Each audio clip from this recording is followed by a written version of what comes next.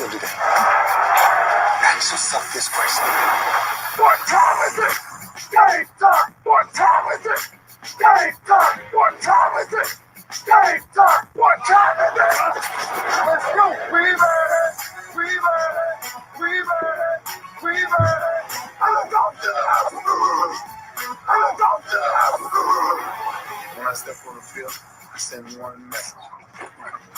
This is what it feels like. This is what it feels like. Football is getting hit. That's it.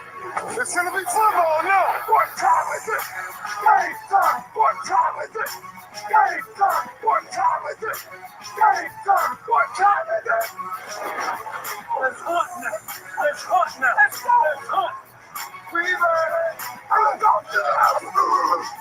I'm going to the house. We're talking about the Jets like we're talking about the Saints. You know, all this, how we the Miami Heat of football. Yeah.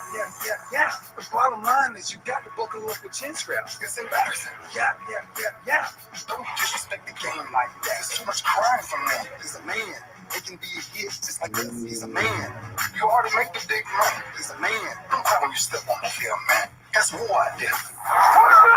When I step on the field, I send one message. This is what it feels like. Oh, my bad. Your bad don't work in my world. What time is it? Game time. What time is it? Game time. What time is it? Game time. What time is it? Let's go. Let's go. Let's go. We ready. I'm going to the house. I'm going to the house. It's a wrap. Game over. No, this game is not over. It's just getting started right here on the lunch break on the legendary KYOK and the all-new 92.3 FM. We're streaming live, kyokradio.org, and got big announcements. We are live on BS3 on the BS3 network. That is streaming live on Roku. So we're excited about that. Big things happening here on the lunch break. And this is being brought to you by the good folks over at African Imports. That's right. African Imports is your headquarters for all of your Christmas gifts this year. You can get African fashions for men, women, and children. You can get all the African art, and I'm talking about phenomenal paintings and sculptures and masks and all of the above. Sororities, fraternities, you know, they are the home of the Divine Nine, and they've got everything you need there. And then, I was down at the Celebration Bowl in Atlanta, Georgia.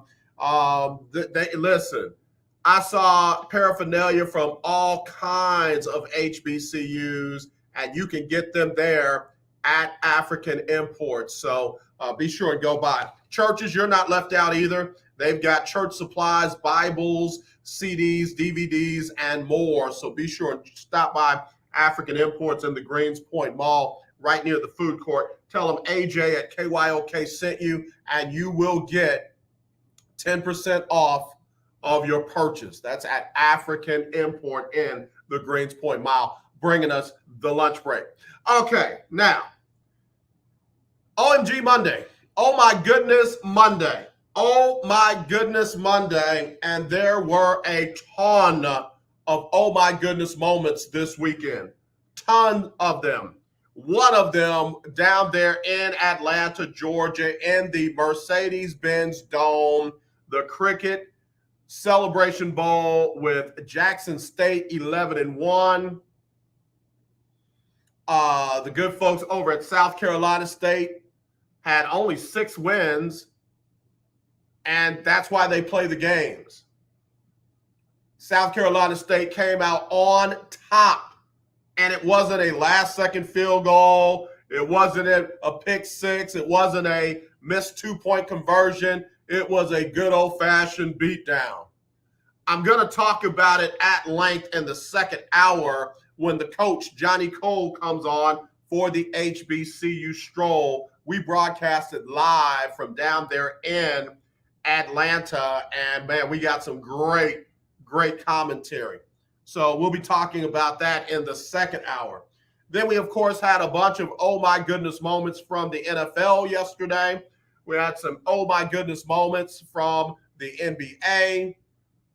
Just a bunch of oh my goodness moments from sports in general as the Saturday night NFL game or Saturday NFL game between Cleveland and the Raiders ended up getting rescheduled to tonight, an early kickoff with the Oakland Raiders on, I guess you got to call it Monday Night Football. But, I just got to tell you, I got feelings about it. Just as I was driving in, the word came down that Baker Mayfield and backup quarterback Case Keenum will not play tonight. It is official. They will not play tonight. They did not get the 2 negative tests that they needed to get to be able to be released from the safety protocols. Therefore, it will be Nick Mullins, the designated survivor. If y'all remember, I had Willie Gibson call in. Willie Gibson, broadcast journalist up in Columbus, Ohio, who covers the Cleveland Browns, called in and let us know that Nick Mullins has been the designated survivor. Wasn't in the quarterback room, hadn't been in close contact with those guys, and he is the starter for tonight. And there is a lot on the line for this game. If Cleveland can get a win, they vault into first place in the AFC North, and there they are. Baltimore lost a close one on a decision by John Harbaugh to go for a 2-point conversion and the win rather than the 1-point PAT and the tie and trying to send it into overtime. That loss put right now Cincinnati in first place in the AFC North. But if Cleveland were to find a way to get a win tonight, then it would be none other than the Cleveland Browns in first place in the AFC North. And I got to tell you, it has been, oh my goodness, when we look at these standings right now. Cleveland, one of those teams, a lot of folks counted them out. And they're playing for a chance to be in first place in the division.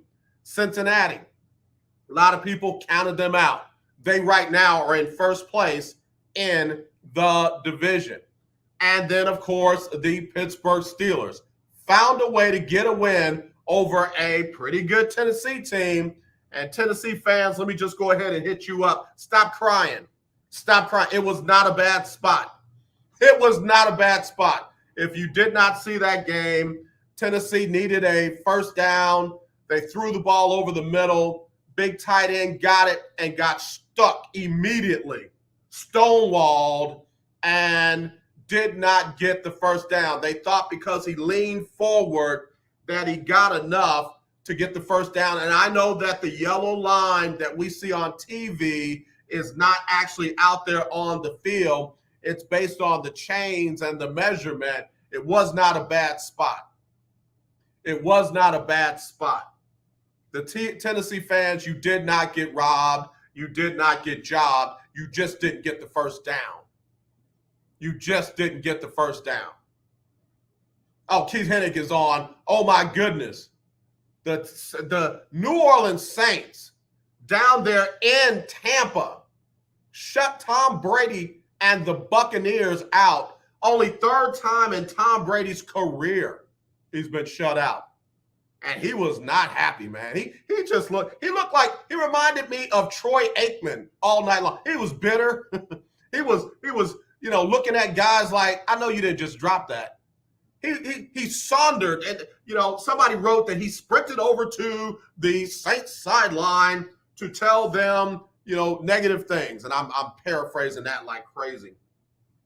The reality is he sauntered over to the Saints sideline and said real bad, inappropriate things to the head coach or to the assistant coach who was filling in for Sean Payton, who had to go into the safety protocols because of COVID-19. Tom Brady just wasn't happy all game long. He was not happy all game long. Now, granted, I know that Mike Evans went down. I know that Curtis Goodwin went down. I I know that that Leonard Fournette went down, but hey, bruh, you gotta play with who's there. You're Tom Brady, for crying out loud. You're Tom Aloysius Brady. You gotta figure that out. You know, Gronk dropped some passes. I didn't see him going at Gronk like he was looking at some of those young third string, fourth string guys out there. So, you know, all I can say is great defensive plan by the Saints. And they did enough on offense. 9-0. I mean, it wasn't a blowout. It was a shutout. But at the end of the day, they lost the game. Keith Hennig, Brady is an arrogant little whiner.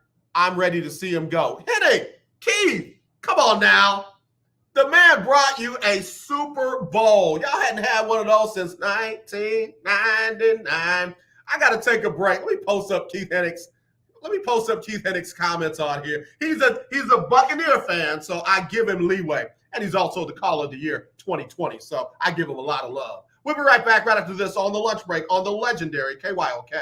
Are you ready? 2022 is in our view.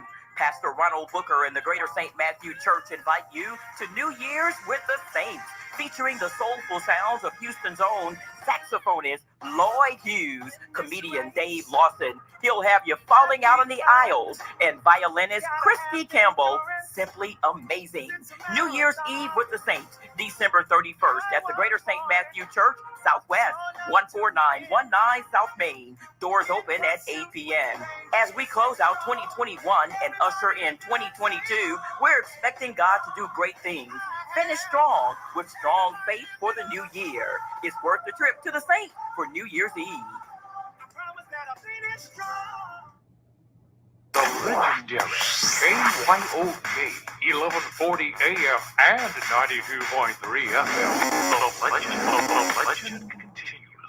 Hello, this is Claude Cummings Jr., Vice President of Communication Workers of America District 6. Trey and I are inviting you to listen in to our new political talk show, Power to the People Political Hour. Hello, this is Trey Daniels from the Daniels Group. Yes, Claude, the show will be hard-hitting and informative, talking about national and local political issues of the day, week, and month. Interviews will be with pastors, community leaders, elected officials, and political operatives. You know, Claude, a part of our responsibility is informing the citizenry and give them power to the people. That's right, Trey. We're asking that you listen in on 1140 AM, 92.3, or streaming on KYOKradio.org, Thursdays at 10 a.m. Give people what they want. If you have $2,000 or more in credit card debt, then listen up. We can reduce or eliminate your interest rates. Cut your monthly payment up to 50% and stop all late fees. Our company has been helping good people just like you get out of debt for over 30 years. Don't get stressed out. If you have $2,000 or more in credit card debt and medical bills, we can show you a way to reduce all of your bills to one lower monthly payment that you can afford. So again, if you have $2,000 or more in credit card debt and medical bills you can't afford, make this free call today and learn how you can finally get out of debt. Call now for your free consultation. 800-638-7112. 800-638-7112. 800-638-7112. That's 800-638-7112. Sponsored by Credit Card. Hi, this is TJ from South Park. I listen to the lunch break with AJ Jones on 1140 AM and 92.3 FM. Thank you there, TJ. Right here on the lunch break on the legendary KYOK and the all-new 92.3 FM. Been brought to you by African Imports. They are your Christmas shopping headquarters. They got everything you need to make somebody smile. I mean it. African fashions, men, women, and children. Black art. They got the Divine Nine sorority stuff and got a lot of friends that recently crossed over in AKA around the country. Nina Wilson-Jones, I see you down there in Orlando, Florida. Yeah, I see you. Got a good friend up in the Dallas-Fort Worth area. that crossed over into the ladies of Alpha Kappa Alpha Sorority Incorporated. You got all the stuff that you can celebrate your loved one in their respective fraternity and sorority at African Imports in the Greens Point Mall. Tell them AJ sent you. You'll get 10% off your purchase. All right, y'all, listen. Let me stop the music. Let me stop the music. All right, so we're talking about these games on yesterday. Keith Hennig saying that, it was surprising. I didn't expect that out of the Saints. And again, Taysom Hill did enough. They didn't have a big game from Alvin Kamara. None of the wide receivers went off. Tight ends didn't go off. They did enough to get 9 points on the board. And, I had a saying when I was a coach that if they don't score, they don't win. And I had a defensive coordinator that gave up one touchdown all year long. Heck, there was only 3 games where people crossed the 50-yard line against his defense. And we lost. Listen, we lost in the playoffs because, we couldn't get it together. Willow Ridge getting on my nerves. But anyway, I digress. If you don't score, you can't win. Think about it. If you don't score, you can't win. Best you can do is tie, 0-0. But if the other team puts up 3 points, you don't get any, you lose. And we saw that happen inexplicably last night in that matchup with the Saints and the Buccaneers. And as a result of that, let me give you the current standings in the playoffs. If they started today, it would be number 1 in the NFC would be the Green Bay Packers. I'll get to them in a second. Number 2 would be the Dallas Cowboys. Dallas right now at 10-4 is number 2 in the standings in the NFC. Number 3, the Tampa Bay Buccaneers. They didn't fall far.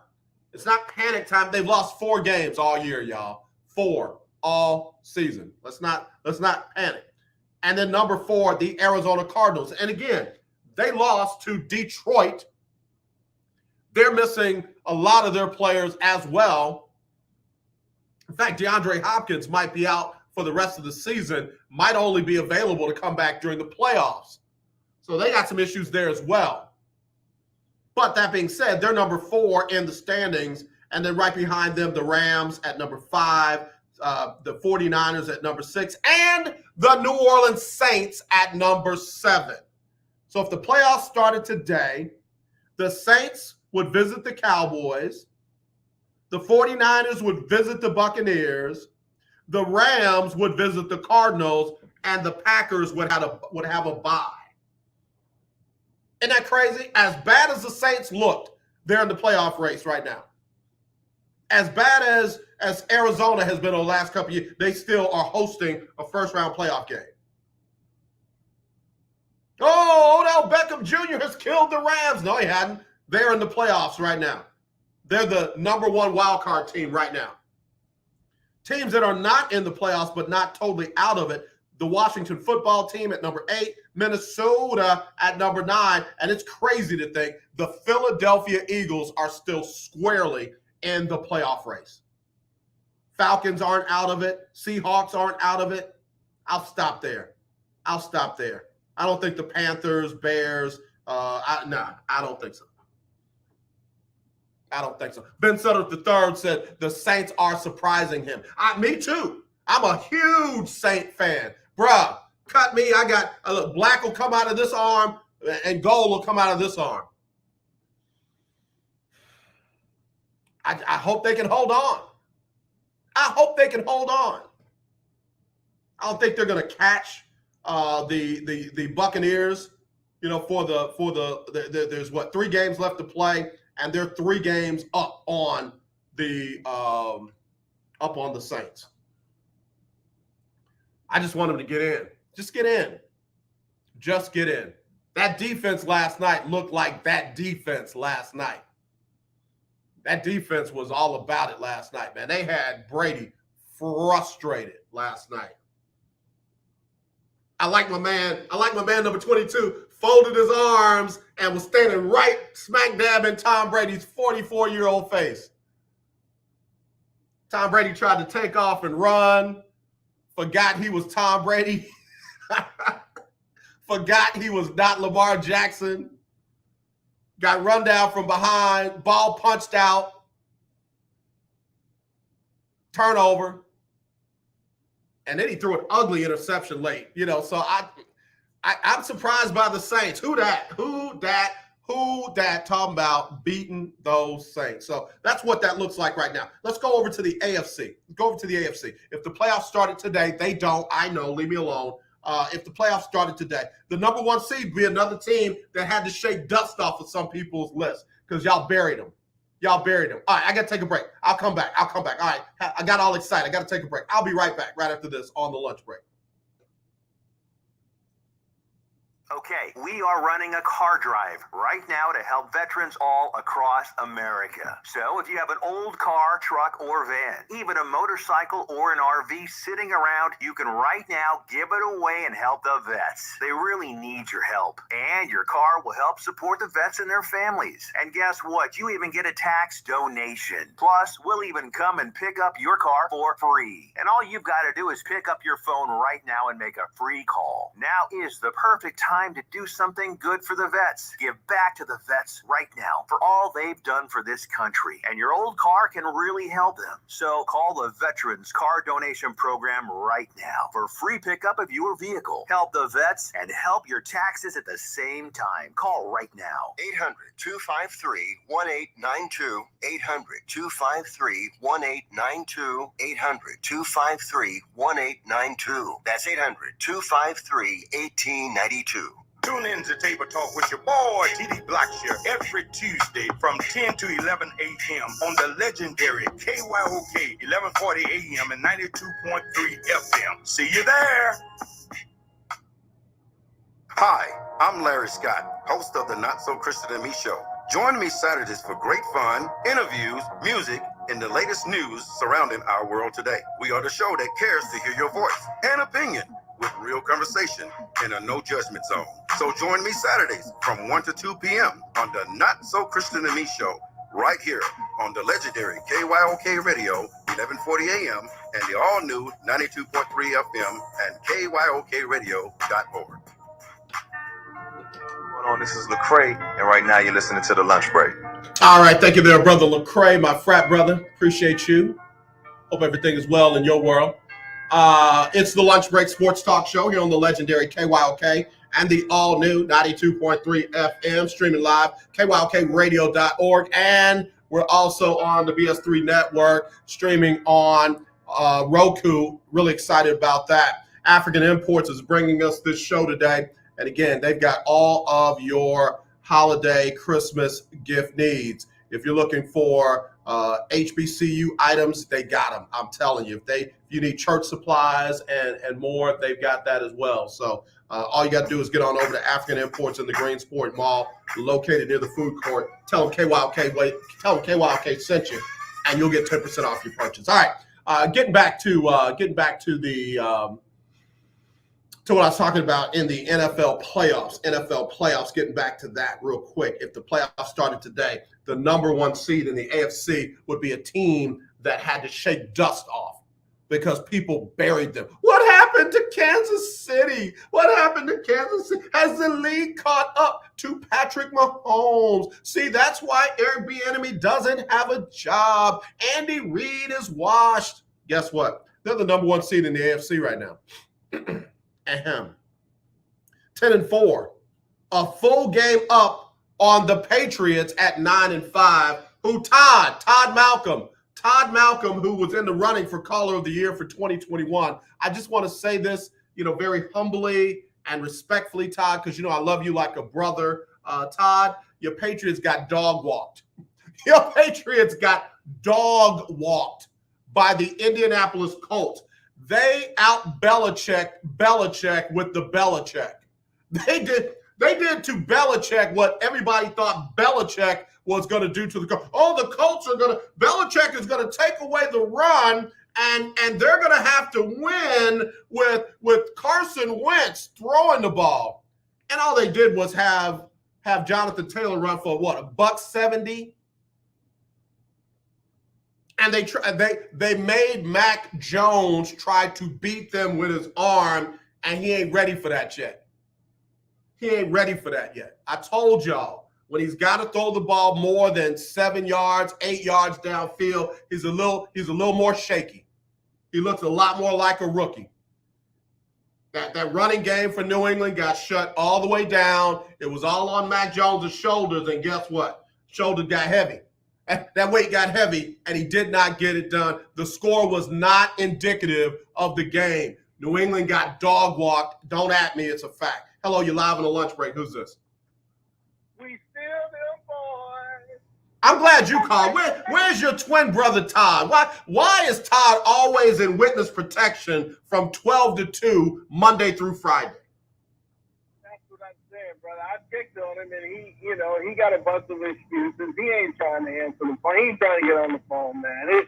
He's heartbroken. Yeah, he always tries to come up with something that happened like back in week 1 or week 2 or week 3. It's like, bruh, last week, your team got dog walked. They walked over to the New England Patriots, put a collar around their neck, slapped that leash on them, and said, "Heel."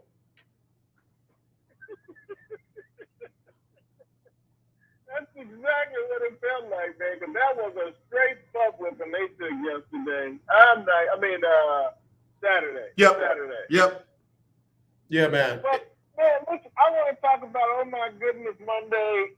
How about North Shore Fighting Mustangs again winning a state championship?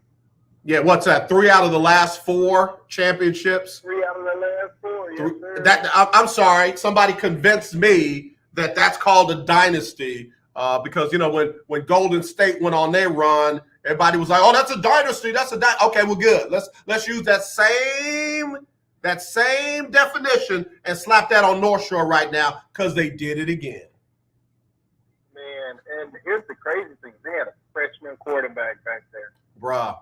Freshman quarterback. Bruh. And what I love about it was really that defense is what kept them in that game, bruh. 17-10. Again, they did enough on offense to get the win, but that defense shut down a very good Duncanville team with a bunch of 5-star athletes on it. That defense shut them down. Yes, sir. Man, it was really exciting to see them go back and do that, and I'm excited for those kids in that program.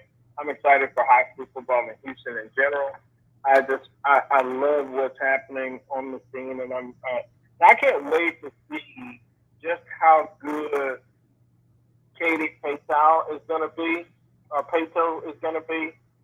because they put on a wonderful display of football, toughness, physical, hard hitting, and keep in mind this season was cut short last year, right? And so to come back and win state this year, man, that was really, really exciting. So high school football this weekend was the thing for me, and of course, my amazing Dallas Cowboys defense doing what they do to create the dub for us yesterday, and the offense doing just enough to keep us in the game. So hats off to them. I'm excited about, again, the future of the Cowboys. I want our offense to click a little bit more, but hey, man, it is what it is right now. If it takes defense to win, I'm with that. Yeah, I'm glad to hear you say that because, man, guys like me and young ladies in this business, sometimes we get caught up on how the win looked. When you in week, what are we in, week 15? You need wins, bro. You just want wins.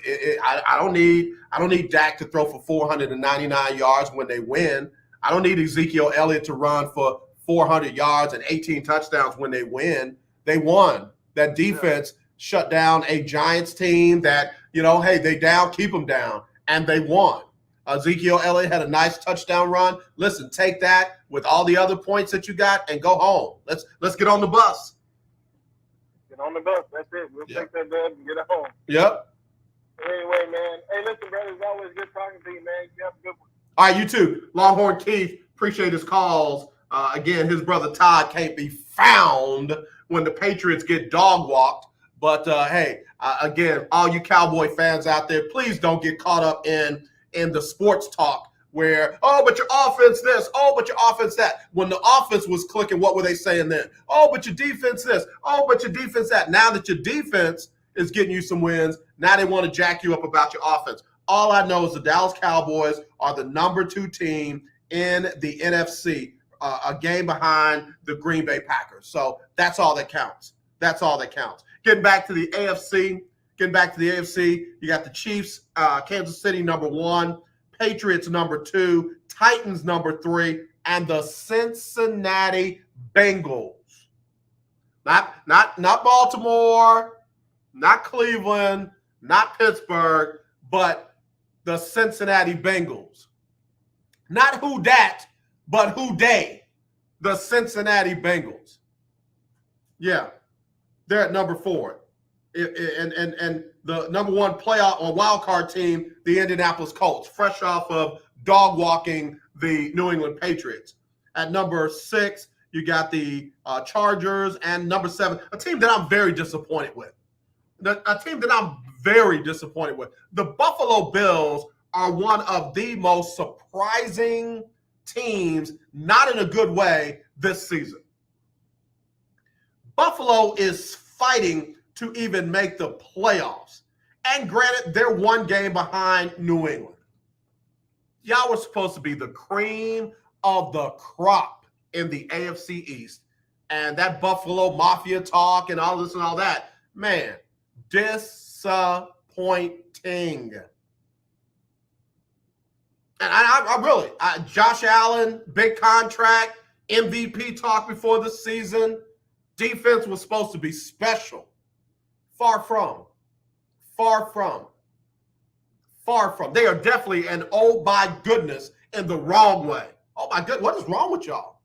Forget what's wrong with Kansas City. What's wrong with Buffalo? So anyway, that's what it looks like right now.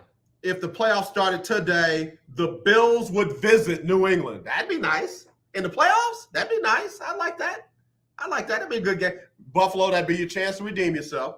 The Chargers would visit the Titans. I can see Chargers winning that, to be honest. And the Colts would visit the Bengals. That'd be a good game, too.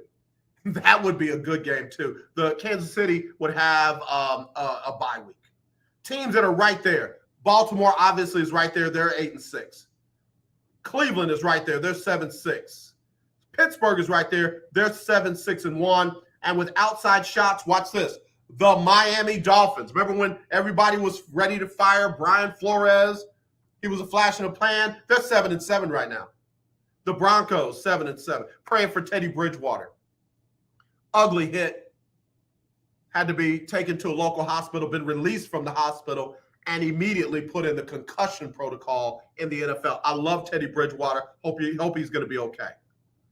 So they're 7-7. And then the Raiders are 6-7, still with an outside shot. Everybody else is done. The Jets, the Texans, and the Jaguars are done. People in Houston probably trying to figure out, well, why hadn't he talked about the Texans yet? Listen, they're 3-11. Ain't nothing to talk about. Their rookie quarterback won his first game in the NFL as a starter, and they are what now? 3-11.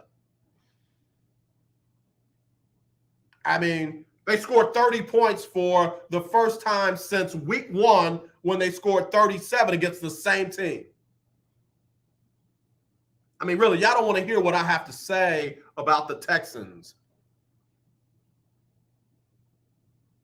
But it's my show. Ben Sutter III. But it's my show, so I'll say it anyway. It's amazing how different a game that Tim Kelly, the offensive coordinator, calls when it's Davis Mills as opposed to when it's Tyrod Taylor. Give Tyrod some of those quick hit, dink and dunks. Let him play that kind of game. You know, don't have him, 7-step drops and, dealing with the rush and all that other stuff. Let him do exactly what you have Davis Mills doing. See how well Tyrod Taylor can do it. So, yeah, I'm sorry.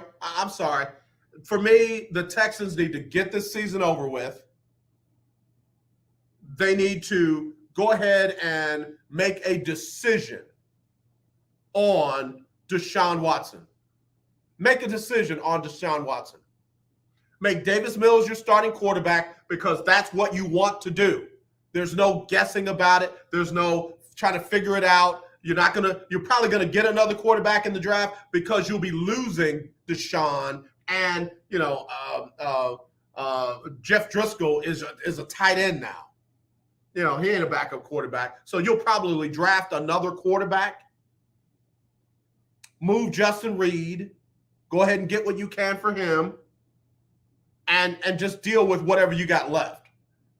But one of the main things that need to happen for the Texans, oh my goodness, one of the main things that needs to happen for the Texans is they've got to move away from Tim Kelly.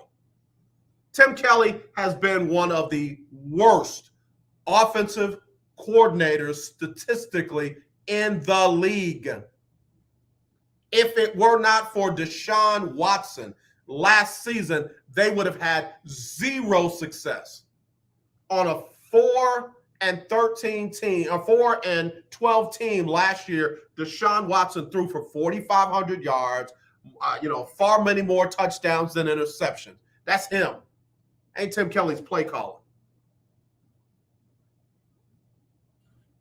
They have got to get away from Tim Kelly.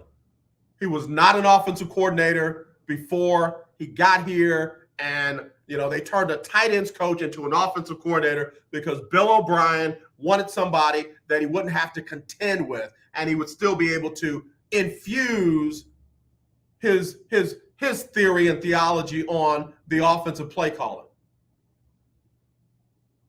Tim Kelly is not it. And watch this. If I can say the same thing about Anthony Weaver as a defensive coordinator, whom I respect as a person, as a former player, as a coach, I can say that about Tim Kelly. He's not it. And if this team is serious about giving whoever they have at quarterback a shot, they got to move away from Tim Kelly. Got to move away from him.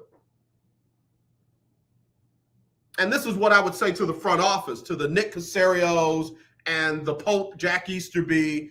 It's not fair to have David Culley, head coach David Culley, trying to answer questions about whether or not Tim Kelly is still going to be the play caller. It's not fair. He didn't hire Tim Kelly. Y'all did. Y'all kept him. So you've got to make that decision, Nick Casario and the Pope, Jack Easterby. Keith Hennig, the Texans should acquire a veteran quarterback. They got nothing. Well, let me just say this. What they've done to Tyrod Taylor is atrocious. What they've done to Tyrod Taylor is akin like what Urban Meyer was trying to do to Robinson in Jacksonville. Robinson had a fumble here, a fumble there. Tyrod Taylor threw an interception here, an interception there, trying to make plays with the nonsense that Tim Kelly was calling, and now you bench the guy for the rest of the season? Yeah. I want Tyrod out of here. If they're going to get a veteran quarterback, let it be Mike Glennon, let it be Blaine Gabbert, let it be somebody like that. Where's Nathan Peterman when you need him down here in Houston? Where is Nathan Peterman when you need him down here in Houston? Paging Nathan Peterman.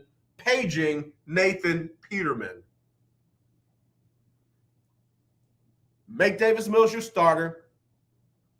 What they need to do is upgrade that running back core. That's what they need to do. No shade at Rex Burkhead, but come on now. That's RB1. Rex Burkhead is RB1 in 2021 for the Houston Texans. Yeah, no. I told y'all wasn't going to want to hear what I had to say about the Texans. I said it, so let's move on. All right, let me get to this Green Bay-Baltimore game. First of all, y'all know how I feel about Aaron Rodgers. Y'all know how I feel about him off the field. He played his behind off. Aaron Rodgers is one of the most accurate passers that I've seen in a long time. And you got to understand, I saw guys like Roger Staubach. I saw, Joe Montana. I saw Dan Marino. I saw Dan Fouts. I saw some very accurate passers in my time. But I got to tell you, Aaron Rodgers is one of them. Don't like him. Don't like him. Would never hang out with him. Can't even give me the head nod. I'll stone cold him. He'll be breaking his neck trying to, I'm head nodding you, dude. What's up? I ain't saying nothing. I'm not the dude that's going to talk behind your back and then I see you in your face and be like, hey, man, how you doing? Aaron Rodgers, my guy. Take a selfie. No, I'm not doing that. That's not me. I got to live with myself. But on the field, accurate. Dallas Cowboy fans, you know what I'm talking about. In Zeke and Dak's first year when they were 13-3, got y'all to the game before the conference championship. Y'all had Aaron Rodgers and Green Bay on the ropes, and Aaron Rodgers fit a pass in a space about that big. Cowboys lose, Packers go on to the conference championship. He was dropping dimes on them yesterday. He was dropping them in space where there wasn't any space. And because of the way he played, and because of the way the running game was, Green Bay was able to get a big enough lead and then hold on for the win. Now, I've got to take a break, but when I come back, I want to talk about Harbaugh's decision to go for 2 instead of 1 and send it into overtime. We'll do that next right here on the lunch break on the legendary KYOK. You don't sit behind a desk every day to earn a living. You're out and about making it happen. And sometimes you get a little bit behind on your paperwork, like bookkeeping and paying your taxes. It's easy to get behind on paying your taxes. It happens to the best of us. And you know what happens next. The big bad IRS comes knocking on your door. And when that happens, you need to call the good old boys at the Tax Doctor. Let them do what they do best. Deal and negotiate with the IRS so you pay the lowest you can in back taxes that the law allows. We are a 100% U.S.-based company, and we've saved our clients millions over the years in back taxes.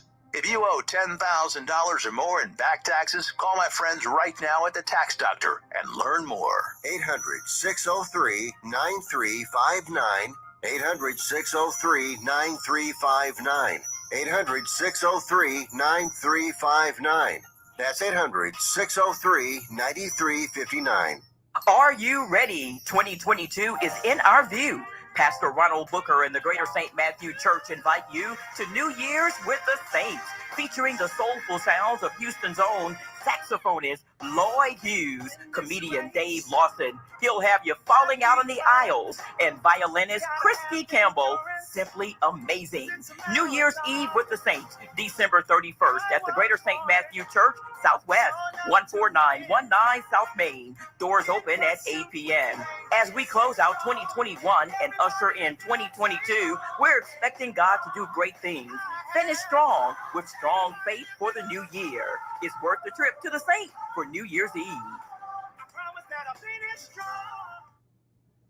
Well, I hope you are enjoying your weekend. Hey, everybody, it's Erica Campbell. And I'm Griff from Get Up Mornings. We want to thank you so much for rocking with us every weekday morning. And after you enjoy your weekend, make sure you start your work week with us. When you start your day with us, we'll help you get moving and motivated to have the best day ever. Go ahead, say it, Griff. Best day ever! So wake up with us. We'll be faith walking. Love talking. And joy living on Get Up Mornings. Willie!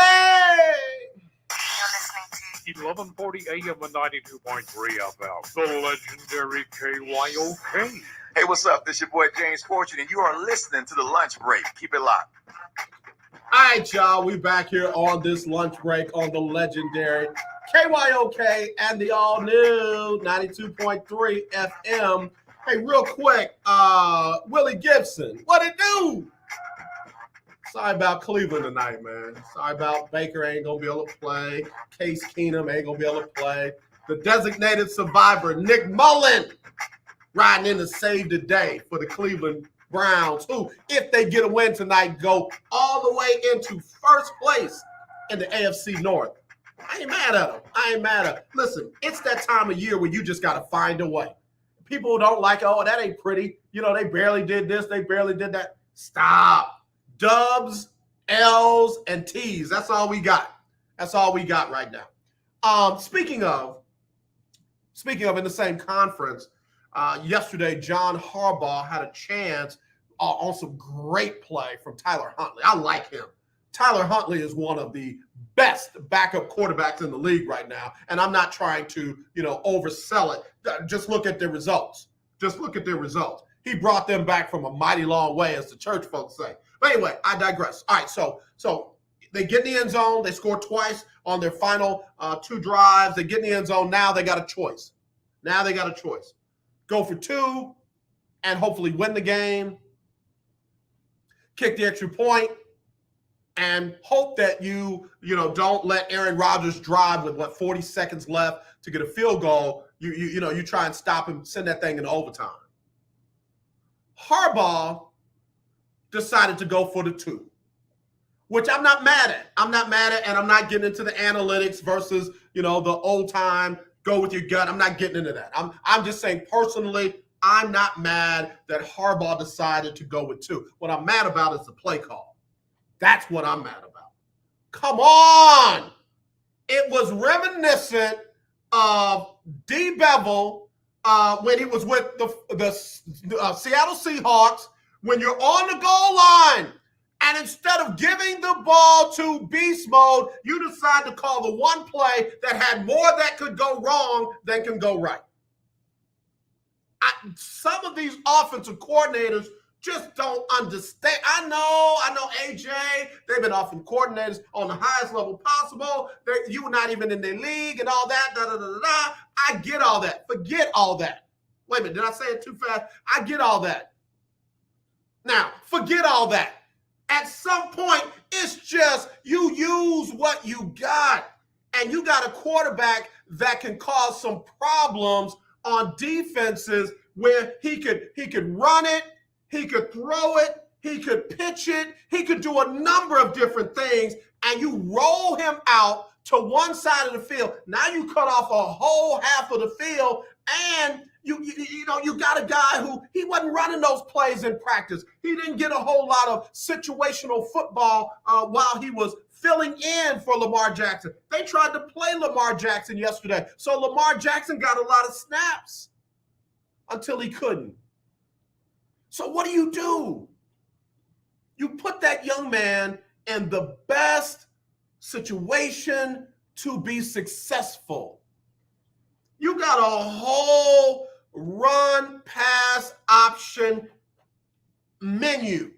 Your whole foundation is run pass option. When you need it the most, why go away from what got you there?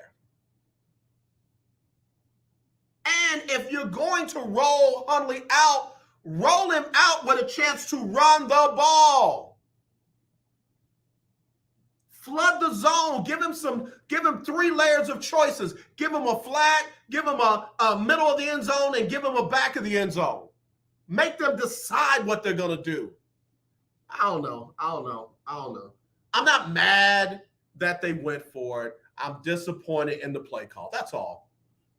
I really think that young man could have really made that happen if they gave him a better play. So now Green Bay wins 31-30. They clinch a playoff spot. First team to clinch a playoff spot. Now, right now, the Ravens are on the outside looking in at the playoff spots. I think they're going to be fine. I still think the Ravens are going to win that division. I still do. I could be wrong. I doubt it. But man, oh man, imagine if you just let that young man make a play. You got one play. You got one, make a play. We're going to RPO it in the 3 gap or the 4 gap. We're going to RPO it, read the defensive end, see if he crashes down. If he doesn't, you know what to do. And, oh, yeah, by the way, we're going to give you a release. We're going to give you a tight end and a wide receiver release. So you got choices. Do your thing. Man, oh, man.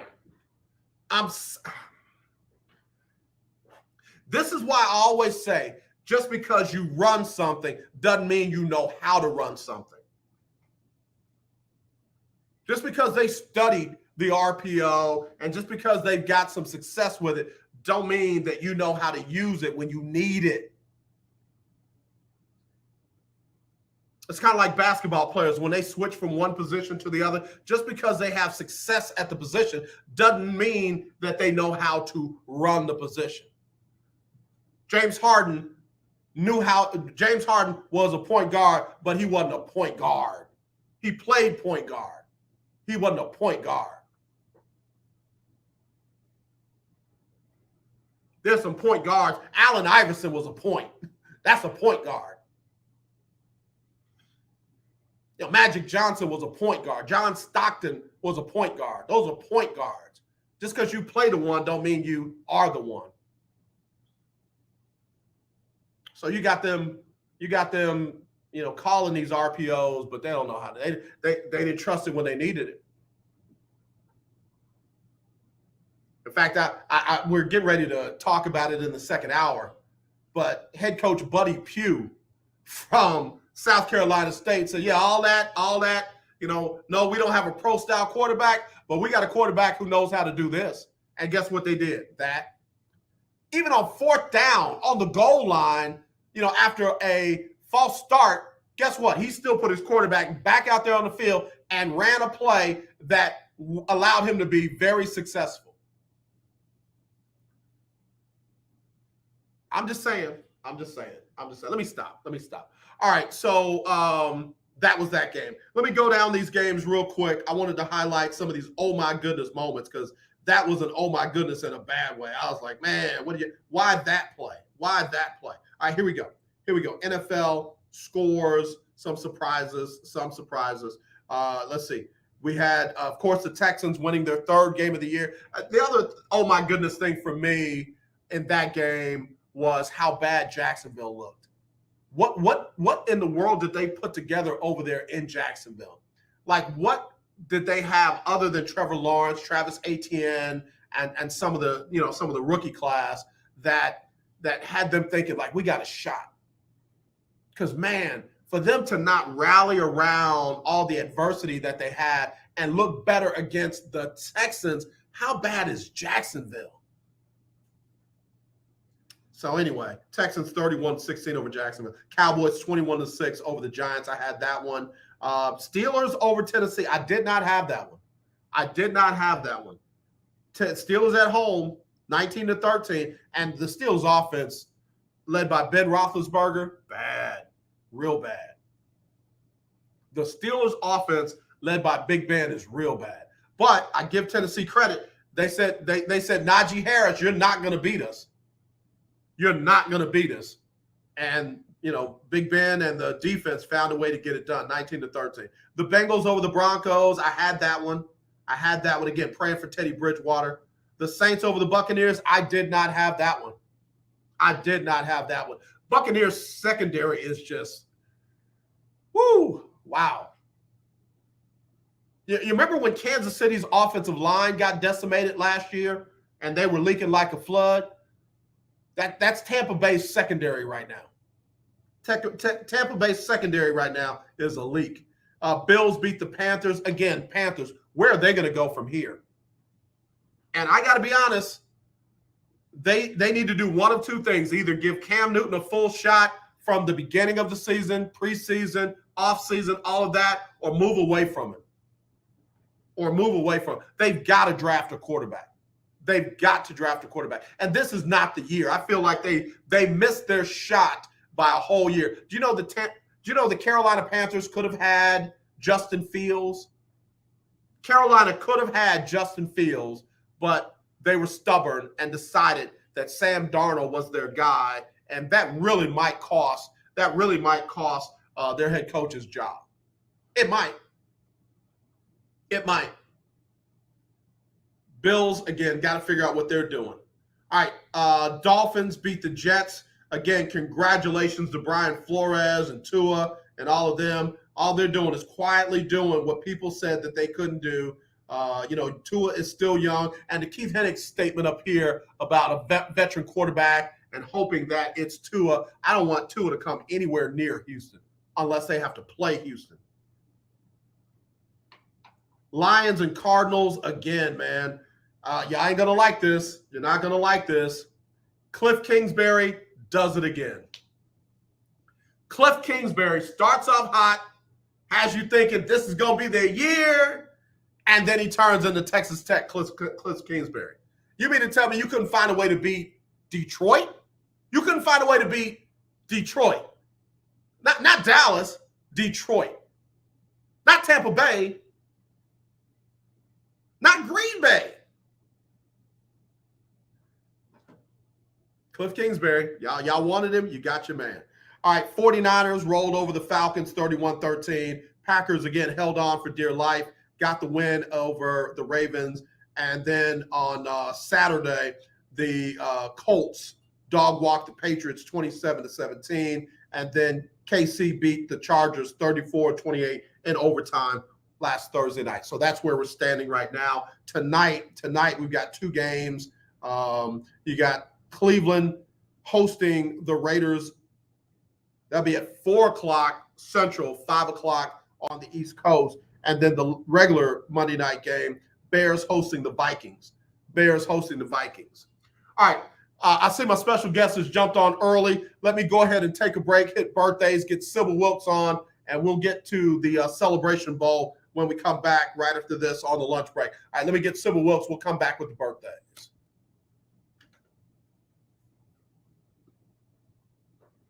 It's Sybil Wilkes with what you need to know today. And today is Monday, December 20th, 2021.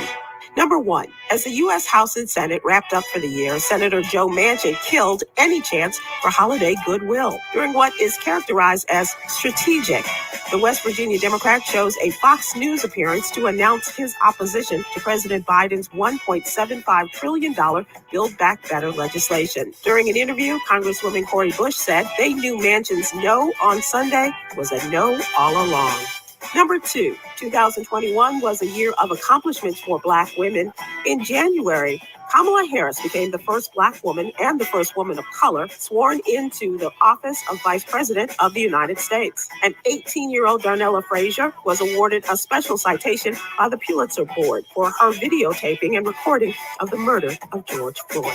Check out more moments as we highlight them in today's newsletter. Number three, Friday, a federal appeals court panel allowed President Joe Biden's COVID-19 vaccine mandate for larger private employers to move ahead. It reversed a previous decision on a requirement that could affect some 84 million U.S. workers. The 2-1 decision by a panel of the 6th U.S. Circuit Court of Appeals in Cincinnati overrules a decision by a federal judge in a separate court that had paused the mandate nationwide. Number four, the Black Lives Matter movement is calling on people to spend their money with Black-owned businesses from Black Friday through New Year's as part of their Black Xmas campaign. The movement has urged people to stand against white supremacist capitalism during the holidays since 2014. The campaign also calls for people to withdraw their money from white corporate banks that finance our oppression and deposit it into Black-owned banks. Number five, Procter & Gamble has recalled 18 Secret and Old Spice deodorants. The products may contain benzene, a cancer-causing chemical. Benzene is said to lead to blood cancer, among other blood disorders. The recalled deodorants are sold as antiperspirant spray products sold in aerosol cans. The Secret, Old Spice, and Old Spice Below Deck antiperspirants are sold in the U.S. with expiration dates through September of 2023. Here's your daily inspiration from Yogi's Jewels. Celebrate the season with love, peace, and gratitude. Join me today live on YouTube and Facebook at 7 p.m. Eastern, 6 p.m. Central Time with our youngins, Coy Malone, Quinn Townsend Riley, and Cameron Riley, as we discuss today's top headlines and a lot more fun stuff too.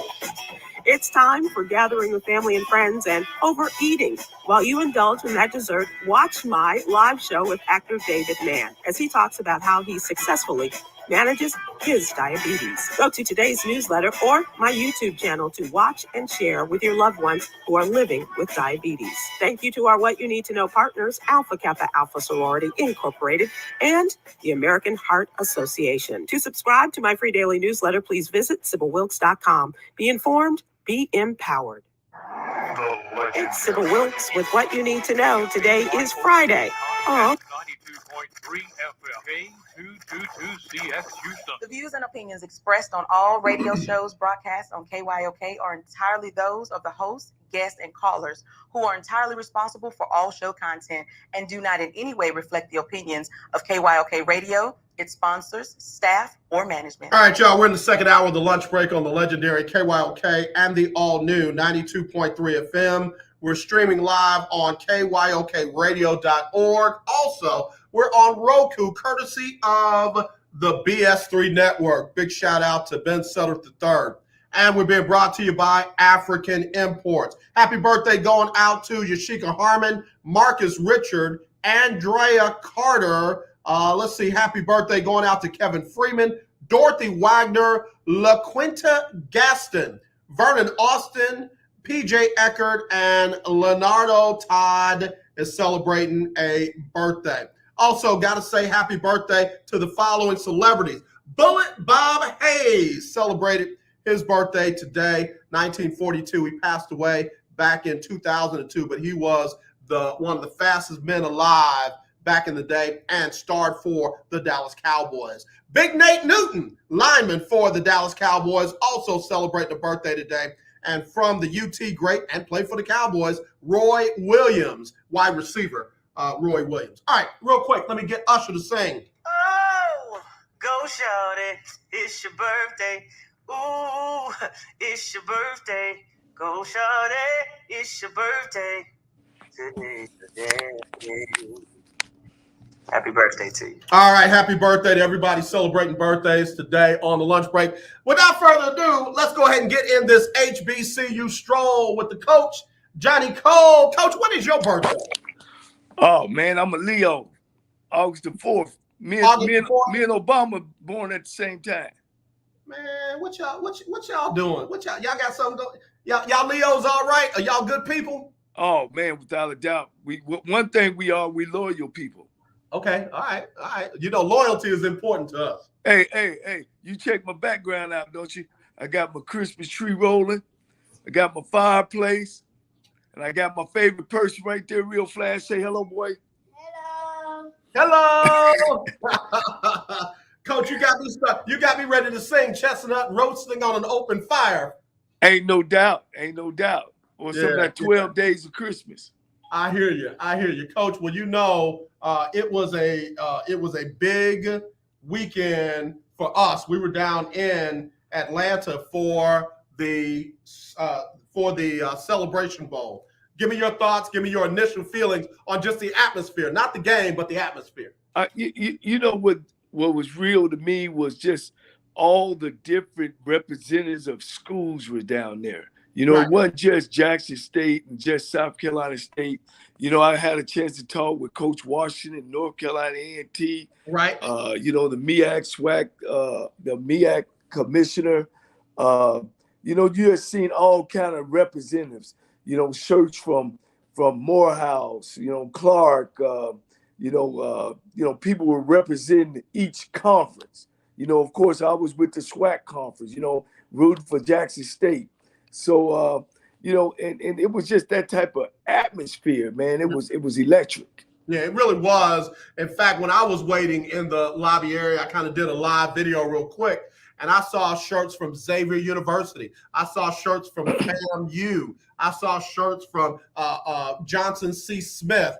And again, it was a celebration of historically Black colleges and universities as they watched South Carolina State and Jackson State compete for that championship from that game. And and the other thing, Coach, was young and old. We saw people on walkers. Oh, yeah.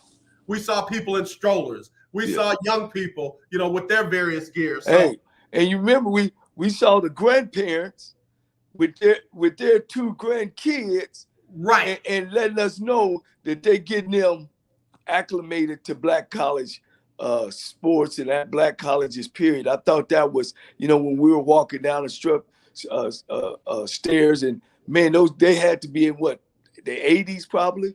Definitely right there. Definitely right there. Yep. And they were both two HBCU graduates. Yep. That's the kind of stuff that most folks just don't understand when you don't really follow HBCUs and know the history of HBCUs. You get some of the negative comments that we heard last week, and I'm not going to get into that today because, we spend way too much time on the negativity when there's so much positivity that we could be talking about concerning HBCUs, concerning, what we're seeing with the fan base, with the teams and all that. Well, I do want to say one thing about that. I put a post out on my Facebook page about stop the lies. Black folks do go out and watch HBCU football, and they always have and they always will. And the thing about it, it ain't no different. Everybody loves a winner. If you winning, people gonna come out. Correct. And when I got home, I watched some of the other bowl games, and you could tell when the camera don't get higher than the bench, ain't nobody there. And I'm talking about Division I schools. Absolutely. Did not have 50,000 people like we had at the Celebration Bowl. Right. A record turnout for the Celebration Bowl, right under 49,000 people in attendance. And I like that because they gave a true number, not a these many tickets were sold number. We could see 49,000 people in that stadium. And it was good to see those folks travel and come to Atlanta because none of those teams were from Atlanta.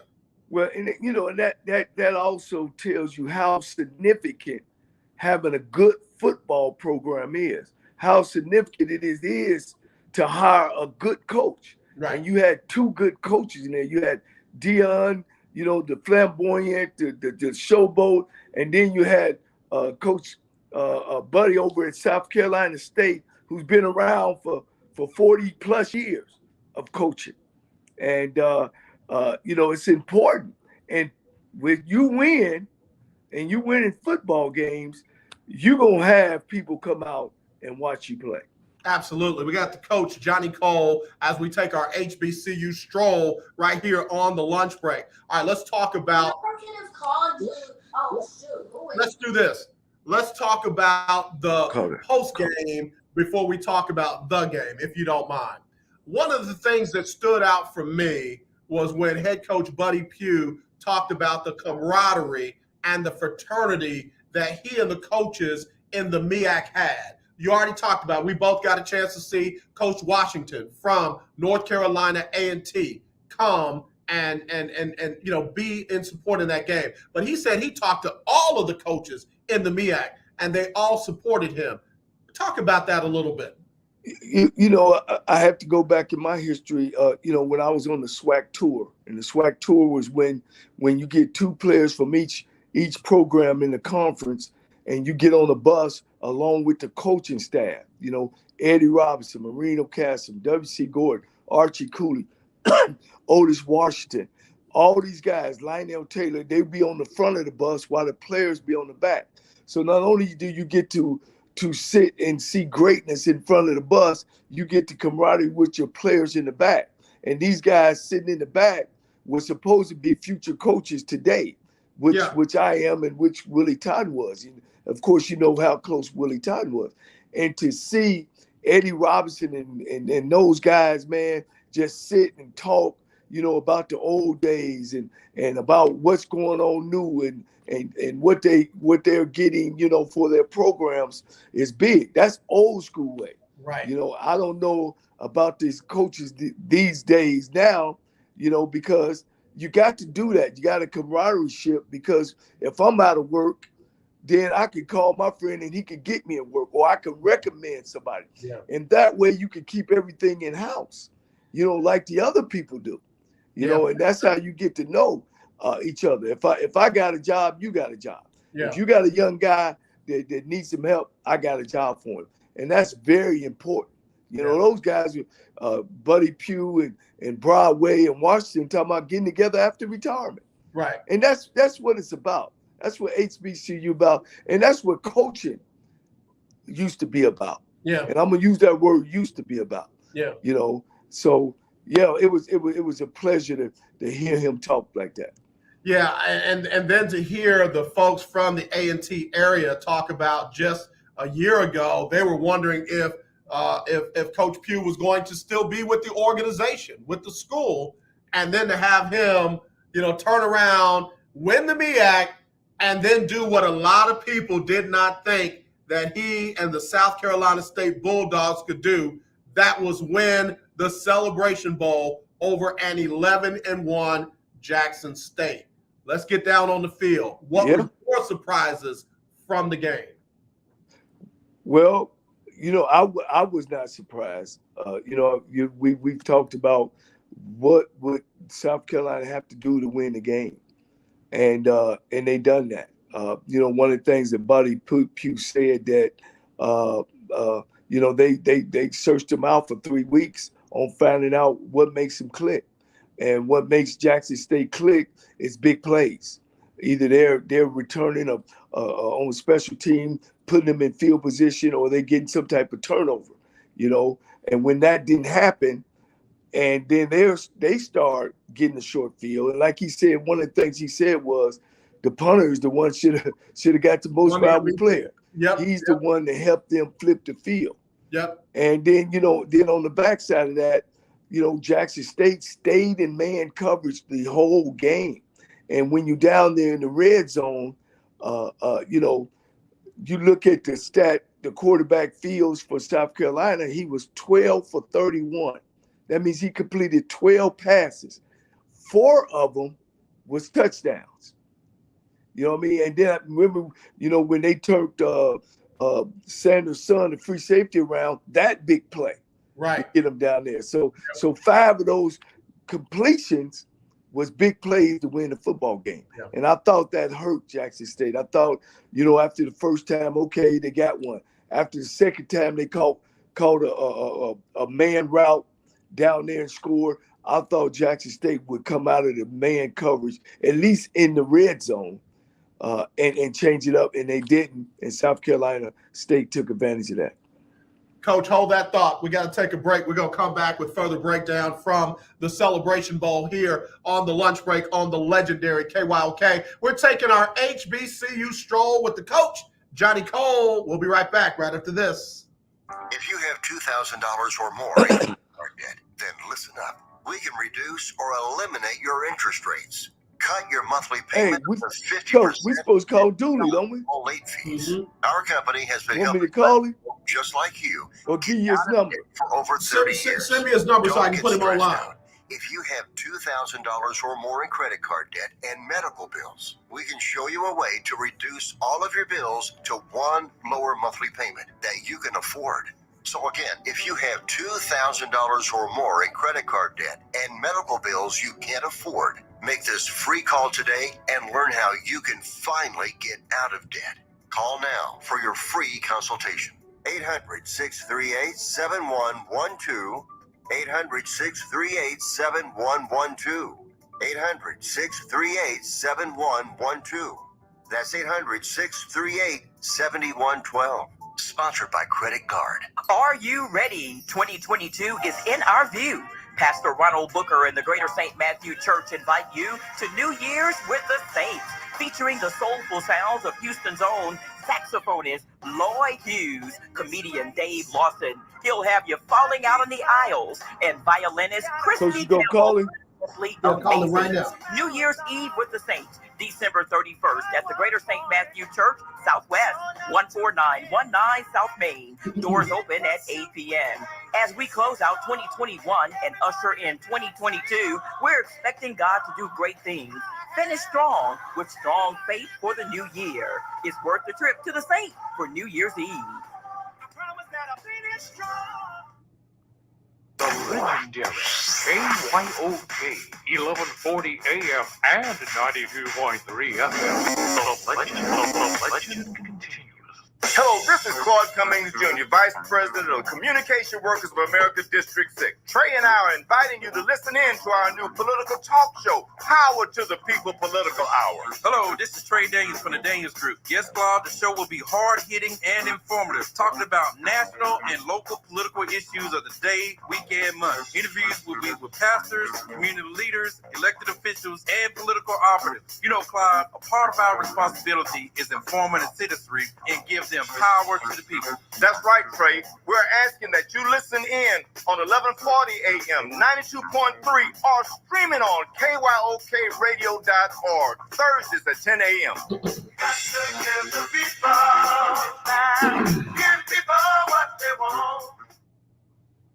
I'm Ben Tankett, and you are listening to The Lunch Break. All right, y'all, back here on The Lunch Break on the legendary KYOK and the all-new 92.3 FM.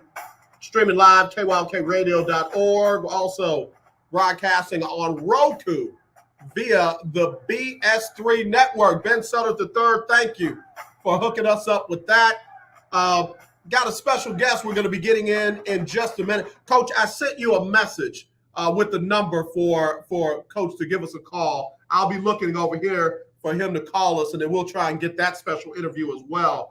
But back to the game last night, game on Saturday with with Jackson State and with South Carolina State. One of the things you were talking about was the coverage that Jackson State stayed in and how that ended up doing them in. And there was one play that stood out for me when the big receiver, just he did a kind of out and up, and he took it, down the seam. And the other Sanders, not Shador, the quarterback, but the safety was supposed to have over the top support, and he ended up letting the receiver get behind him and then did not finish out the route. The receiver kept running. He stopped, and guess what?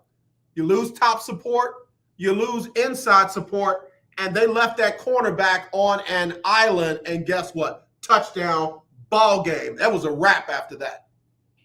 Yeah, the game kind of got away from him. I was a little disappointed how Jackson State kind of seemed like that one let the air out of him, and then sometimes, the guy got behind him, and, he knew that he couldn't get it, you know what I'm saying? And, that kid, made a lot of great plays that game. He was MVP, but I just thought that Jackson State didn't make the adjustment from what they have been doing all year. They've been getting away with being in man coverage the whole year and applying pressure. And South Carolina State, being the great coach Buddy Pugh is, took advantage of it. We got Coach Johnnie Cole as we take our HBCU stroll. I said earlier when I was talking about one of the NFL games that the Indianapolis Colts did to Bill Belichick and the Patriots what Bill Belichick and the Patriots normally do to other teams. That's what happened with South Carolina State and Coach Pugh. They did not allow Jackson State to make big plays on special teams, on offense, and definitely not on defense. But guess what? South Carolina State make big plays on offense and defense. And like they said, that special teams punter was the MVP because he flipped the field on several occasions that gave Jackson State a long field to try to work with, and they weren't able to get it done. I looked at the stats, and two numbers stood out on the stats. They were pretty much even. Both teams were under 200 yards total offense. Right. Number one. The one stat that stood out that South Carolina State made the big plays. Yeah. And they were 2 for 2 on fourth down. Yeah. Both teams was terrible on third down. Yeah. But South Carolina State was 2 for 2. And the other thing that stood out to me is South Carolina State turned the ball over 2 times. Jackson State turned the ball over 3 times. Right. But Jackson State turned the ball over in on their side of the football field. Right. And Shakir Sanders got sacked 3 times. That was a number also stood out. Yeah. For like a negative. he was like a negative 30 yards. Mm-hmm. You know, that's a lot of yards going the wrong way. Right. So, you know, the game is in 3 phases. You know, kicking game, offense and defense. Both of them was tied on the defense and offense end. And, of course, South Carolina State was good on special teams. Yeah. Coach Johnnie Cole joining us for the HBCU Stroll. Now, listen, Coach, you got a chance to interview Shedeur Sanders on Friday before the game on Saturday. And we heard some comments from Coach Deion Sanders after the game that he felt like they got a little too cocky.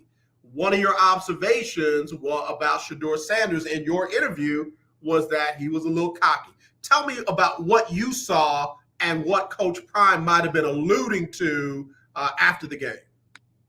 Well, you know, first of all, I think he's a fantastic young man. Absolutely. I think at 19 years old, and I played quarterback myself, and you throw for 3,000 yards as a 19-year-old young man, I think that's exceptional. Right. He's on his way to set a whole bunch of records. You know, watch out Fred McNair and watch out Willie Totten. Yep. You know, for career, because if he's super. I like cocky players. Okay. I like the arrogance of players. I think being arrogant is an asset, not a liability. You know, I want the guy who's leading my team or driving my fast car to be confident about yourself. Mm-hmm. But sometimes sometimes of course, and he'll learn.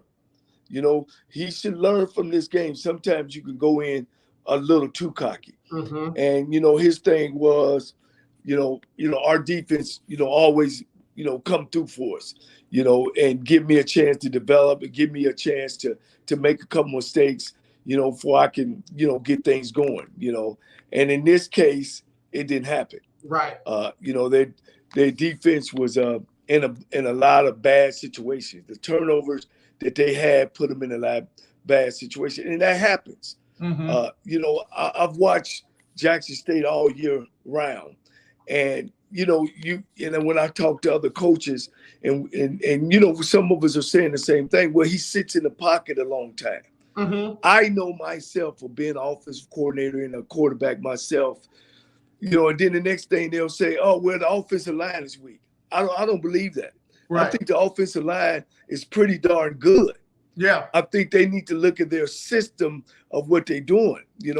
I was raised to play quarterback that you had progression. And progression is, well, who's my primary guy? Mm-hmm. Well, if the defense is taking my primary guy away, then my secondary guy should be open. Okay. If the defense is taking my secondary guy away, I should be going to my third guy, or I should be taking off running. You should never have to sit. And so when a kid gets sacked, it ain't just because the offensive line is weak. Mm-hmm. It ain't because sometimes the wide receiver slips down or run a bad route. Sometimes it's because of the quarterback is holding that ball too long. And then thirdly, that I've watched them enough to say they probably need to look at their system of what's happening. And a lot of times, coaches don't want to do that. They don't want to look in the mirror and say, maybe we doing some things that we shouldn't. Because you got sacked 30 times this year, 30 plus times. That's a lot. And that's a lot. Yeah. That's a lot. And I've watched him, sometimes the line is going to break down. That's well as expected. Right. But a lot of times he had the time. He had the time. Mm-hmm. So those are things that I seen. And like I said, he's a fantastic young man. His head is on right. He handles this PR well, because he's got a lot of bullets coming at him as well, right. On and off the field. Right. And I mean, I adored him. I think he's gonna have a great career. I'm glad he chose to come to HBCU college, and I look forward to watching him because he's great to watch. Yeah, I agree. He's got the potential to play on Sundays as well. Ain't no question. Yeah. And that was another thing I need to say. Man, I was surprised on his size. Yeah. Not only was he's a legit 6'3", yeah. His shoulders went out the window. Right. So he has the prototype frame. Absolutely. Absolutely. Coach, we got to take a break. When we come back, want to deal with a couple of more observations right here on the lunch break on the legendary KYOK. If you want to get in, 281-453-1000. That's 281-453-1000. Or you can text me, 832-403-5005. We'll be right back right after this. Okay, we are running a Hey, did you get in touch with him? now to help No, I'm veterans just going to all try it one across more time. America. So if you have an old car, truck, or van, even a motorcycle or an RV sitting around, you can right now give it away and help the vets. They really need your help. And your car will help support the vets and their families. And guess what? You even get a tax donation. Plus, we'll even come and pick up your car for free. And all you've got to do is pick up your phone right now and make a free call. Now is the perfect time to do something good for the vets. Give back to the vets right now for all they've done for this country. And your old car can really help them. So call the Veterans Car Donation Program right now for free pickup of your vehicle. Help the vets and help your taxes at the same time. Call right now. 800-253-1892. 800-253-1892. 800-253-1892. That's 800-253-1892. Tune in to Table Talk with your boy TD Blackshear every Tuesday from 10 to 11 a.m. on the legendary KYOK 40 a.m. and 92.3 FM. See you there. Hi, I'm Larry Scott, host of the Not So Christian and Me Show.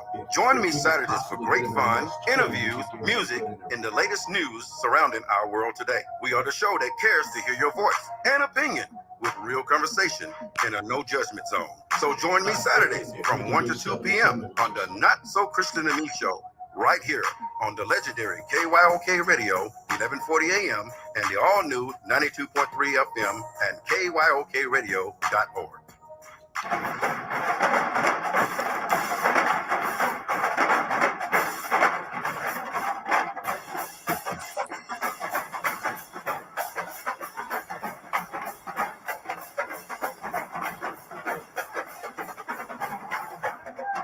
Okay. All right, let's go through. Okay, hold on, Coach. We'll bring it up.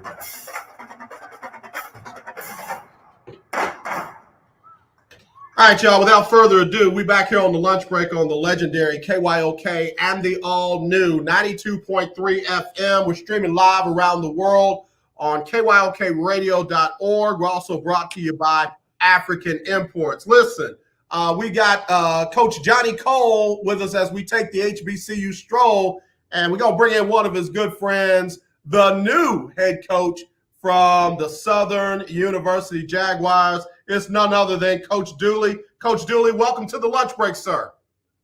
Thanks for having me. Good evening to everyone. Well, look, good. Look, good afternoon to you. I know we're pulling you out of a meeting, and we apologize about doing that. But Coach Cole wanted to congratulate you, man, on a great new opportunity that you got in, I'm going to say, one of your favorite places. Hey, I want to tell Coach, I watched him as a young coach, and you want to know somebody that can dial up some plays and put some points on the board. Of course, I'm a little older than Coach, and they used to say, man, there's this guy named Coach Dooley. He down to Southern. He got the wide receivers going, and then he went on to Grambling as the offensive coordinator. And I just started studying it, and I was just like, wow, yeah. This guy can do it, and his future is bright. And I've been around a whole bunch of great coaches, and not only that he can coach football, he's a man, he's a father, he's a Christian man, God-fearing man, and he's clean.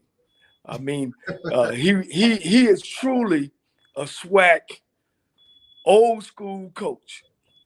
So Coach Dooley, I thank you for taking this time out, man. And we just want to just get with you and let you know and find out, a little bit about you and let everybody know that you're going to get them Southern Jags going back in the right direction. Well, I appreciate that, Coach Cole, but it comes from when you're coming up in the ranks and you're trying to be a coach, you got to observe good people. And I can't say this here, not because you're on the phone interviewing me. I had the opportunity to observe some of your coaching styles, some of the things that you've done, and you always take good things. You know, you learn good things, and you try to keep that and make that become a habit. And I thank God that I've been fortunate enough to watch some good people be under some leadership of some good folks. Someone that you very well know, Coach Pete Richardson, and then playing for the legendary Eddie Robinson, you know, and then watch guys like you come up in the ranks, special things. I think that kind of like helps your resume, helps you to build what you're trying to become. And, you know, it's never ending. You always got to continue to grind to get better, because every day, every week, every month, every year changes. So you just got to be ready for it. Coach, this is AJ Jones. I'm in studio in Houston, and obviously, you know, you have things going very well up there in Prairie View, challenging Jackson State for the SWAC championship. Talk about what the transition will be like going to Southern, and talk about what Baton Rouge and that community means to you. You know, you look at the transition. The reason why it's not because I'm coming to familiar territory. I've been down here, so this is where my foundation was, and I'm from this part of Louisiana, from New Orleans, so I'm not far from Baton Rouge. I understand the groundwork that is here, and I'm fit for it. I think I'm ready for it. So it's a huge challenge. I do know the expectations at Southern University. They just want to win. But I'm up for the challenge. I always like the challenge, and we're going to be ready to compete come this fall.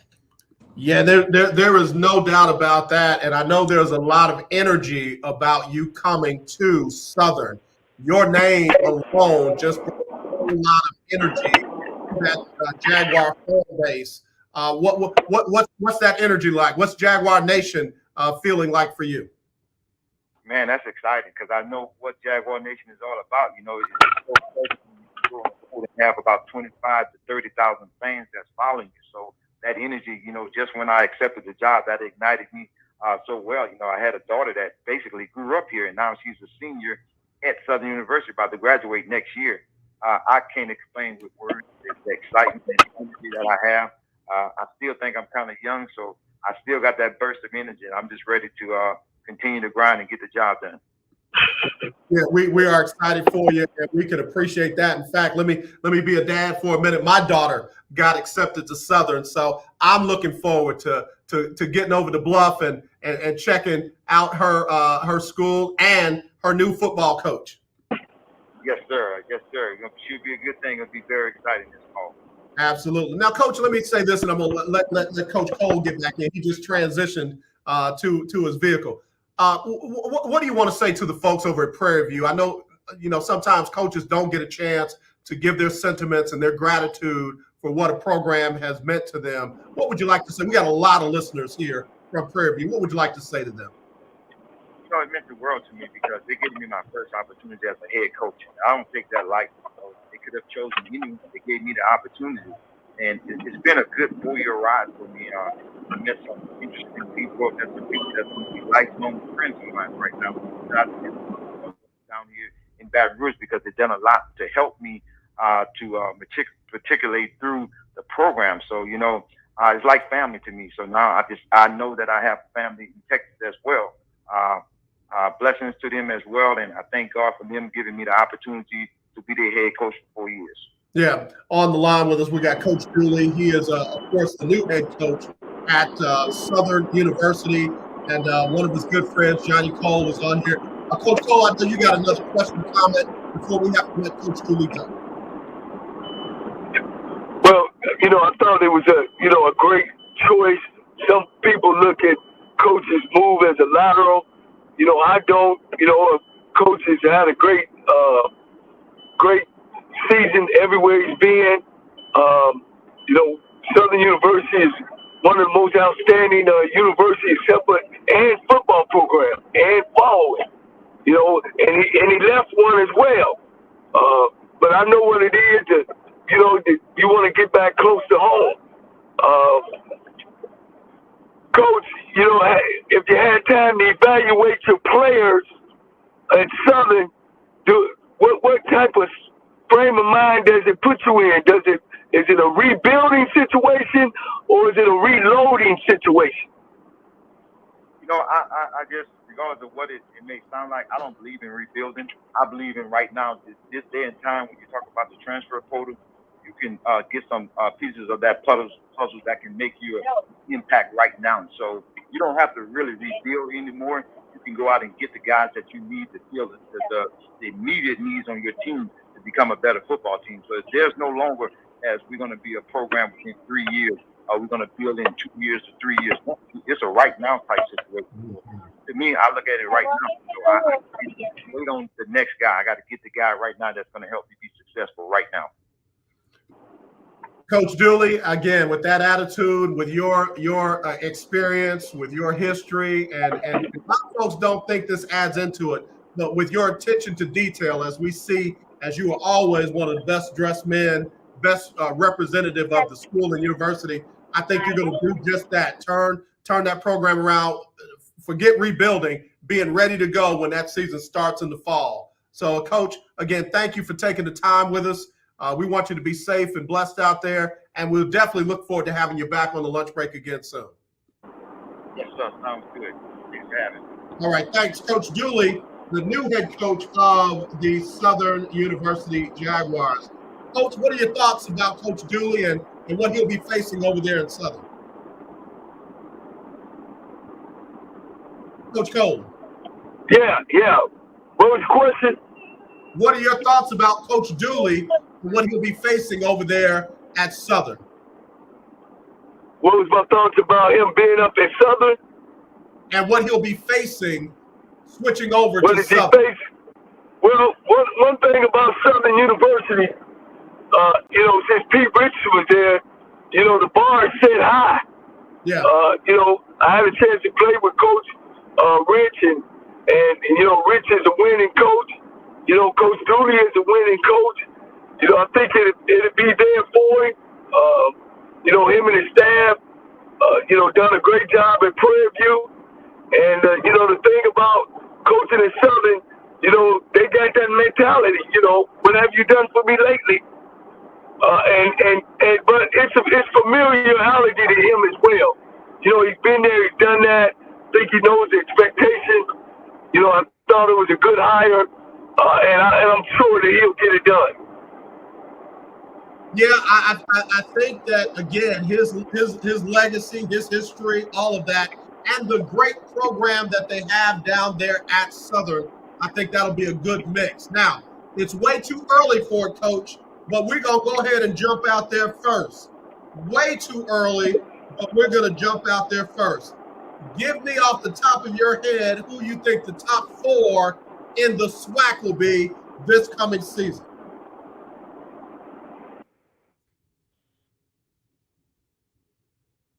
Oh, now he can't hear me. Coach, can you hear me? Can you hear me, Coach Cole? All right, I think we're losing him. Coach, call back in if you can. Dial back in if you can. Again, I know the season just ended. The Celebration Bowl was just had. But when you got Coach Dooley going over to Southern, when you got Coach Eddie Robinson Jr., Eddie Robinson II, going over to Alabama State, when it looks like head coach Bubba McDowell is going to be at least the interim, if not the permanent head coach at Prairie View, it just makes me wonder how these are going to shake out right now. I can see Jackson State being back up there in the number 1 spot. I can see FAMU challenging Jackson State for that number 1 spot. I've got them at number 2. I don't see a lot of drop off with Prairie View. Let me get Coach back on. Hold on a second. See if I can get him back in here, Coach. All right, Coach, can you hear me? Hey, man, what's going on? Hey, I Okay. apologize to my fans and or folks that's tuning in. And, I had to do my fatherly deal.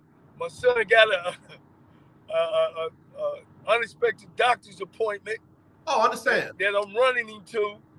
And but I still wanted to be tuned in to make my comments. Absolutely. Can you hear me clearly? Coach Cole, can you hear me? All right, so I'm doing the final 4 for the SWAC right now. And I said, I still think Jackson State will be on top.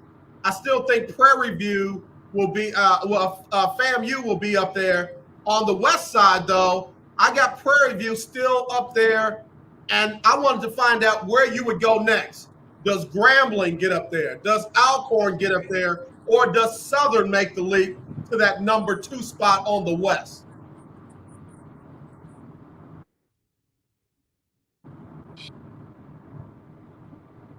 And I think we lost him again. Coach, if you can't hear me, I can't hear you. All right, we'll see if we can get it back. Again, I want him to be safe, especially with his son in the car. But that's where I think the log jam is going to be on that west side. You got Alcorn, Coach McNair, always tough to beat. You got Grambling. How quickly can Hugh Jackson turn them around? Obviously, you've got Southern with Coach Dooley. I still think Texas Southern and Arkansas Pine Bluff are going to have a lot of work to do to get back on there. So we'll see. I got to give some love to Clarence. Clarence said, we are still the only SWAC team to win the Celebration Bowl in 2016. He's got number 96 Grambling jersey on there. And I got to tell him, he's absolutely right.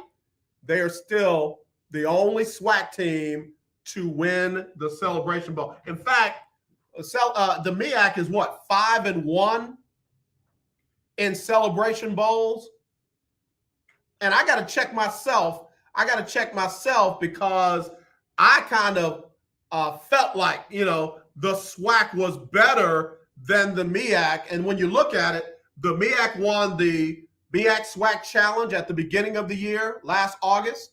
And they won the Celebration Bowl, just this past weekend. So they definitely have bragging rights over the SWAC when it comes to football. North Carolina Central beat Alcorn in the MEAC SWAC Challenge. And, of course, South Carolina State did what a lot of people didn't think that they could do. They beat Jackson State 31-10 in the Celebration Bowl. All right, let me take a break. We'll be right back. Let me see if I can get Coach on here one more time on the lunch break on the legendary KYOK. Are you ready? 2022 is in our view.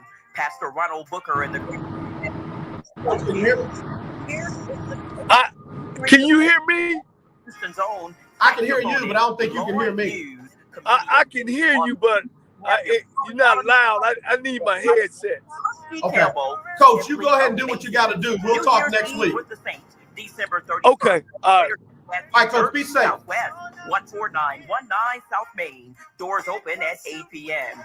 As we close out usher in 2022, we're expecting God to do great things. Finish strong with strong faith for the new year. It's worth the trip to the Saint for New Year's Eve. Well, I hope you are enjoying your weekend. Hey, everybody, it's Erica Campbell. And I'm Griff from Get Up Mornings. We want to thank you so much for rocking with us every weekday morning. And after you enjoy your weekend, make sure you start your work week with us. When you start your day with us, we'll help you get moving and motivated to have the best day ever. Go ahead, say it, Griff. Best day ever! So wake up with us. We'll be faith walking, love talking, and joy living on Get Up Mornings. Get up. Get up. 1140 AM and 92.3 FM. The legendary KYOK. Do you have high blood pressure or diabetes? Are you over the age of 65 and covered by Medicare? Then pay close attention to this message. Medicare has introduced some new benefits to help consumers during these cautious COVID-19 times. They realize many of you don't want to leave your home to visit a doctor. So now you can get a remote patient monitoring device shipped to your home at little or no cost to you. Now your doctor can identify your problems in real time, which could potentially save your life. Victory Medical can easily ship this monitoring device directly to your home at little or no cost to you. If you have high blood pressure or diabetes and you're covered by Medicare, make this free call right now to see if you qualify for a new remote patient monitoring device. Call now. 800-213-9527. 800-213-9527. 800-213-9527. That's 800-213-9527. 888-848-9797. You don't sit behind a desk every day to earn a living. You're out and about making it happen.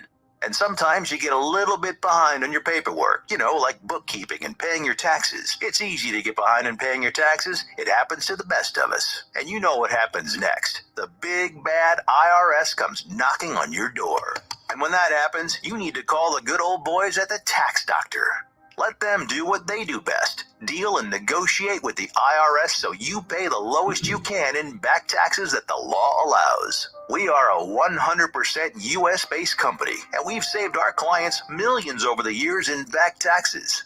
If you owe $10,000 or more in back taxes, call my friends right now at the Tax Doctor and learn more. 800-603-9359. 800-603-9359. 800-603-9359. That's 800-603-9359. This is Brian Courtney Wilson, and you're listening to The Lunch Break. All right, y'all, we're back here on The Lunch Break. Legendary KYOK, all new 92.3 FM, streaming live, KYOKradio.org. Gotta say, African Imports is bringing us this show. They are your headquarters for all of your Christmas shopping. They got African fashions for men, women, and children. They've got African art, pictures, paintings, you name it, sculptures, masks, you name it. I'm telling you, they got it. And then if you are in the Divine Nine sorority or fraternity, they've got all kinds of stuff for you, especially all the new members of Alpha Kappa Alpha, Nina Wilson-Jones, and others. And if you're in for that HBCU Stroll that we're talking about with the Coach Johnnie Cole, they got all your stuff. I mean, FAMU. I mean, Florida. FAMU is Florida A&M. I'm talking about South Carolina State, Prairie View, Texas Southern, Grambling. They got it all right there. And if you're looking for church supplies and Bibles, they got those as well. They're in the Greens Point Mall. They're near the food court, and all you got to do is tell them AJ and KYOK sent you, and you get 10% off your purchase. And African Imports bringing us this segment of The Lunch Break. All right, so got Camilio, who is a graduate of Grambling, part of the Graham fam, said, "Stop all that SU talk. Don't forget those mighty G-men. We will surprise everyone."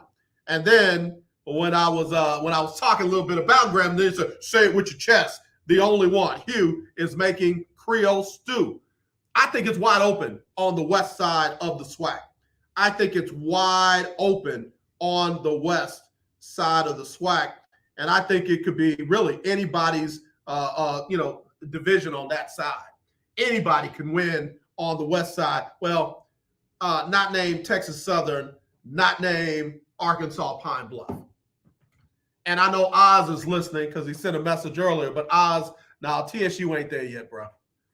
They won 3 games. I'm sorry, 3 games overall and 2 games in conference. They were 2-6 in the conference, and there was nothing I saw that made me think that TSU can be 6-2 rather than 2-6. Maybe they win 2 more games. Maybe they go 4-4 in the SWAC. But that would be a huge leap. I don't see them winning the western part of the division. Alcorn can definitely win it. Prairie View, again, Bubba McDowell has been there. There would be no drop-off. I believe that he could be a good representative of the school and could take him there. Hugh Jackson, still, if he can do a fraction of what he did in the NFL there at Grambling, I think the Graham fam is going to be real excited about that. Southern, same thing. I'm going to be real interested to see if Coach Dooley will keep my teammate Lionel Washington on the defensive side of the ball. I'm not saying it in a negative way, but sometimes when you got guys that played in the NFL on the defensive side of the ball, you try and do these exotic schemes and exotic packages and some of that when you just got to play defense, man. You just got to impede their ability to get the ball down the field and score points. Same thing that we saw against South Carolina State and against Jackson State. South Carolina State wasn't a sexy team. Jackson State was. But South Carolina State put so much pressure on Shedeur Sanders that he could not get comfortable. South Carolina State shut down the Jackson State running game. I think they finished with 20 yards rushing. And all South Carolina State did was make plays on their side. You know, they ran the ball well. I knew that they would outrun Jackson State. But when you think about it, again, 12 completions, 4 touchdowns. That's balling. That's balling. So I think that Grambling could possibly get there. Southern could get there. Texas Southern, Arkansas, Pine Bluff got a lot of work to do. On the east side, I expect Jackson State to be back. I expect them to be back. But I expect FAMU to give them more trouble this year because they don't have the quarterback question marks that they had game 1, week 1 against Jackson State. Alabama A&M, where do they go if Akil Glass is not back? Where do they go? And Mississippi Valley State, again, they were surprised, but at the end of the day, they won 4 games total, 3 games in conference. You know, can they get up to a 4-4 or 5-3? That would be huge. Alabama State, what are they going to do under new head coach Eddie Robinson junior, and then Bethune-Cookman? They've got the defense to do it. Can they find the offense to do it? So there you go. That's our HBCU Stroll. One of the things I want to get back to with the Jackson State, South Carolina State, there was something that Coach Sanders did that I think might have cost him. In fact, I'm sure it's been done before. I know it's been done before. In fact, it happened in the national championship game between Alabama and Clemson when Deshaun Watson was the quarterback. What are you talking about, AJ? Coach Sanders let one of the coaches call the offensive plays that hadn't been the offensive play caller consistently all year long. You know, he kind of did a play calling by committee, but he gave that responsibility almost exclusively to a coach who had not done it exclusively all year long. The national championship game, Alabama and Clemson, when Lane Kiffin took the job to go down to, I think it was the Florida Atlantic or Florida International, whichever one he was a coach of, they let Steve Sarkisian call the offensive plays in that national championship game. And oh yeah, by the way, they ended up losing to Clemson that game. I'm not taking anything away from South Carolina State's defense. I'm not taking away anything from their defensive coordinator's game plan, from head coach Buddy Pugh's game plan, but that had to factor in to why Jackson State didn't adjust effectively to what South Carolina State was doing to them, because you had a guy calling plays that wasn't the exclusive play caller all year long. Why get away from what got you there? I understand you try it, but to stick with it when it's not working, I mean, let me look at this game real quick. Look at the box score. So at halftime, it was 10-7 South Carolina State. South Carolina State scored 14 points in the third quarter, Jackson State 3. So at some point, you had to realize this wasn't working. And then, of course, in the fourth quarter, South Carolina State 7, Jackson State nothing. Final score 31-10. I'm not being disrespectful. I'm not being rude to Coach Prime. I'm just saying that's a rookie mistake.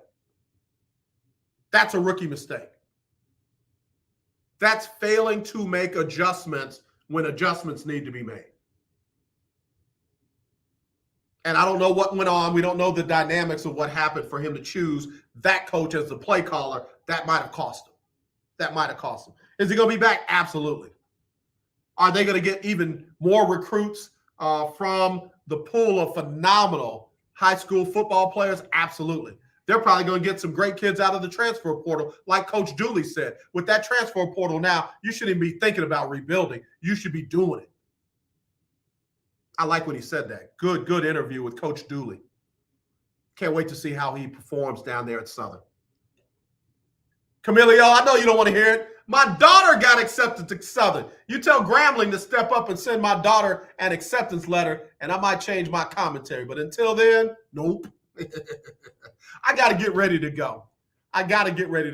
I'll be back tomorrow with Talk Your Team Tuesday. We'll get into some of these games even a little bit more. We'll have those 2 Monday night games for you tonight, the Cleveland and the Raiders, and the 5 o'clock Eastern game, 4 o'clock Central, and then the Bears and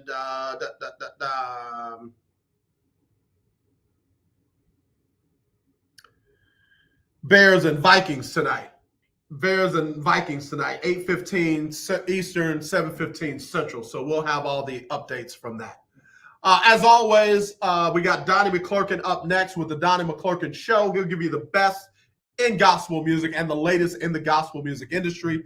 Donnie does his thing every Monday through Friday from 2 to 3. In the morning, we got Erica Campbell and Griff. Get up mornings, 6 a.m. to 10 Central, right here on the legendary KYOK. And then I will be back with Talk Your Team Tuesday. Again, I want to say congratulations to Katie Pato on winning the State 5A Division I championship, and congratulations to North Shore for winning the 6A Division I state championship over a very good Duncanville team. North Shore won that championship for the 3rd time in the last 4 years. Congratulations to them. So, y'all, as always, let's not be divided. Let's be united. I do. I love you. There is nothing you can do about it. Let me get Sybil Wilkes on for what you need to know here on the lunch break on the legendary KYOK. Y'all be blessed.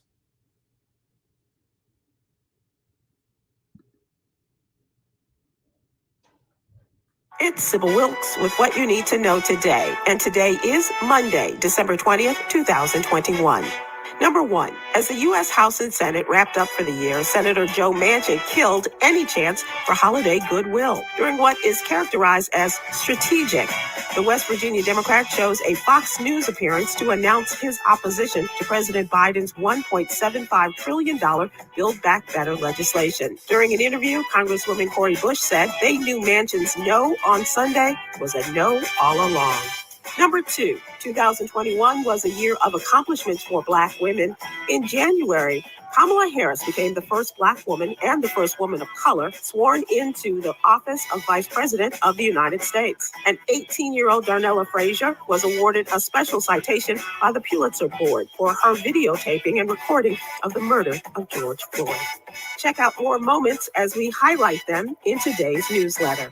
Number 3, Friday, a federal appeals court panel allowed President Joe Biden's COVID-19 vaccine mandate for larger private employers to move ahead. It reversed a previous decision on a requirement that could affect some 84 million U.S. workers. The 2-1 decision by a panel of the 6th U.S. Circuit Court of Appeals in Cincinnati overrules a decision by a federal judge in a separate court that had paused the mandate nationwide. Number 4, the Black Lives Matter movement is calling on people to spend their money with Black-owned businesses from Black Friday through New Year's as part of their Black Xmas campaign. The movement has urged people to stand against white supremacist capitalism during the holidays since 2014. The campaign also calls for people to withdraw their money from white corporate banks that finance our oppression and deposit it into Black-owned banks. Number 5, Procter & Gamble has recalled 18 Secret and Old Spice deodorants. The products may contain benzene, a cancer-causing chemical.